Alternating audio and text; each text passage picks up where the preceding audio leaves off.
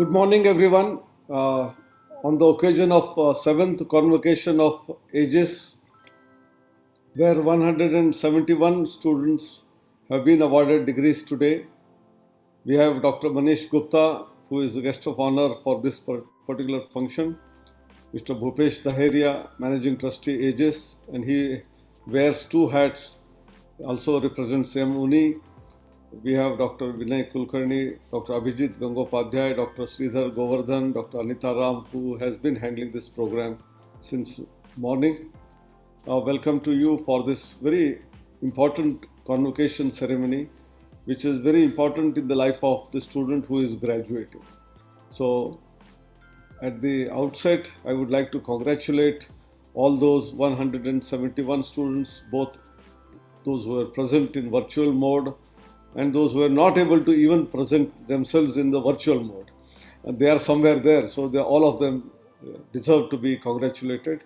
It's very important that AGIS has started off working on emerging areas as programs like AI, IoT, machine learning, deep learning, robotics, 3D printing, which are very, very value based actually for the future.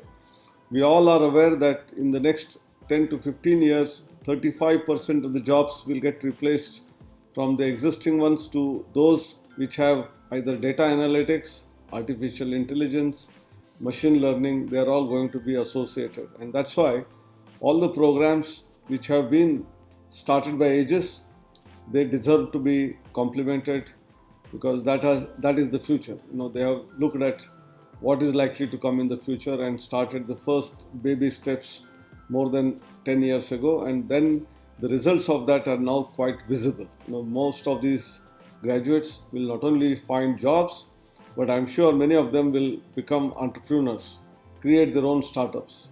And I was very excited to read today itself on a WhatsApp message that there are 11 unicorns which came this year from India, and all of that during COVID times.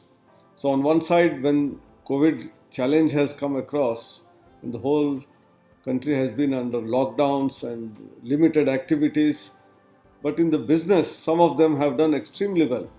And therefore, whether it is the business studies in terms of business analytics, AI, as well as cyber security, which are going to be very significant when trained, these students will create marvelous outcomes out of the education that they have received.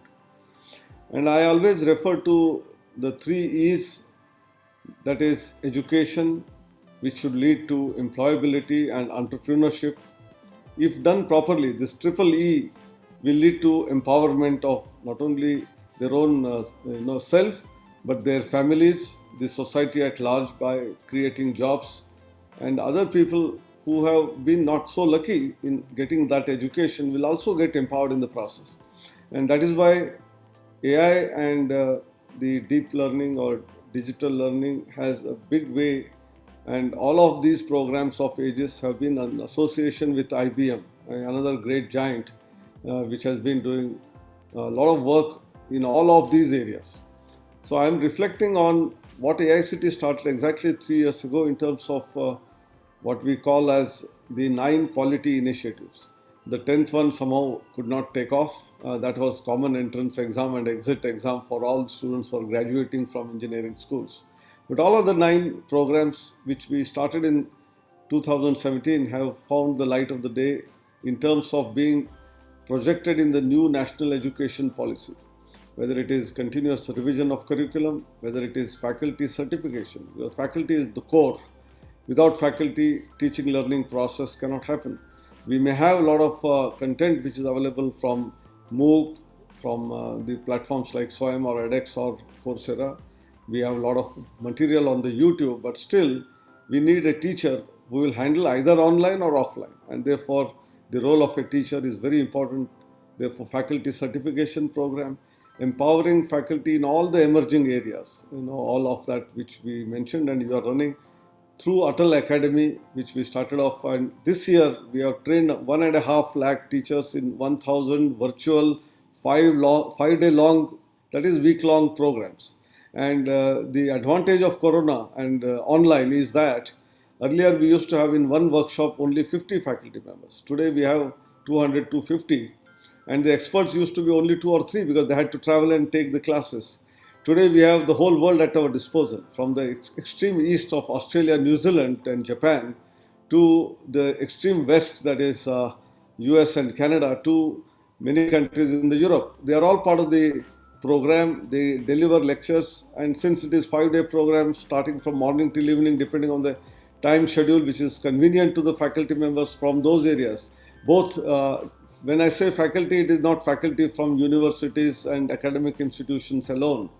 By and large, some of them are also from industry, because we want industry perspective to be brought in.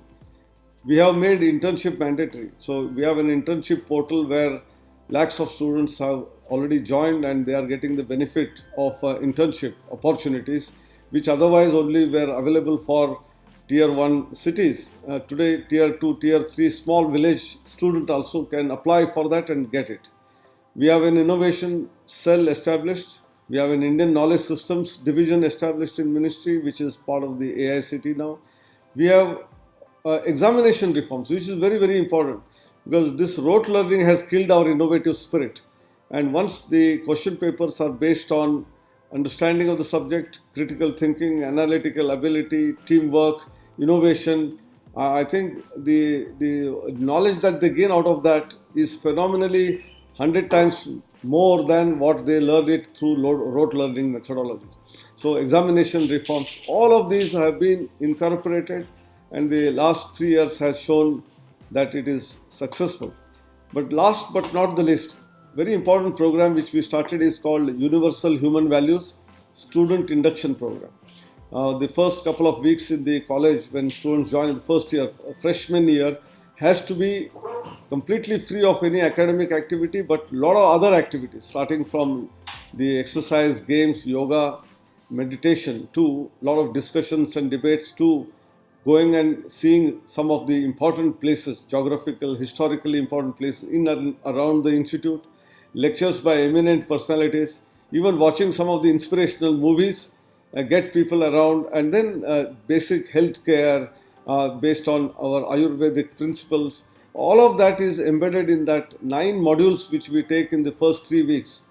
And then they will continue their education later, and there is a common program which is a course which is called Universal Human Values. This is a second course which also deals with how all the species, they are all to be respected, each other, and all the more important, Homo sapiens, human beings, and that universal values which are to be incorporated, which will bring in ethics, morality, honesty, integrity, which is so important for the industry.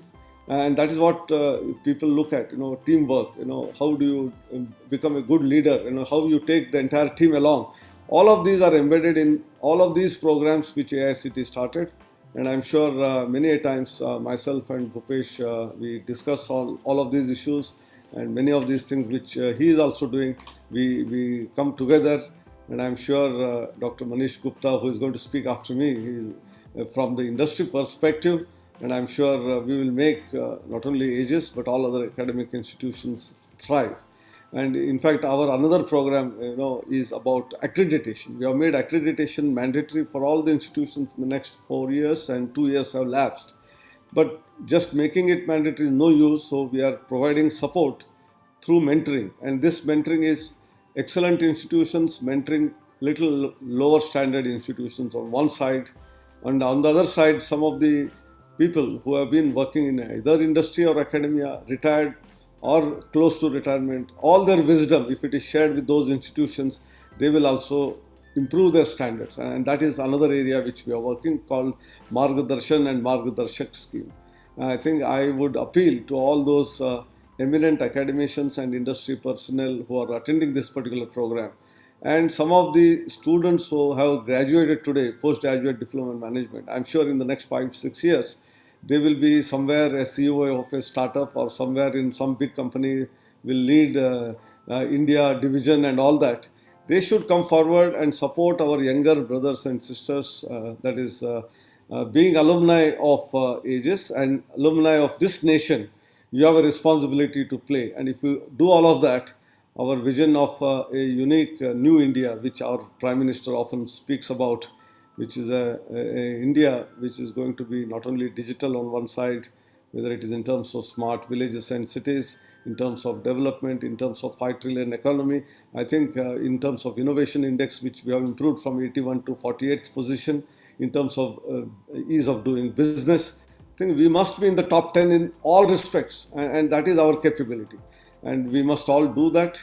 And I appeal to all the graduates to pitch in and then help India grow, a story of India. Thank you very much.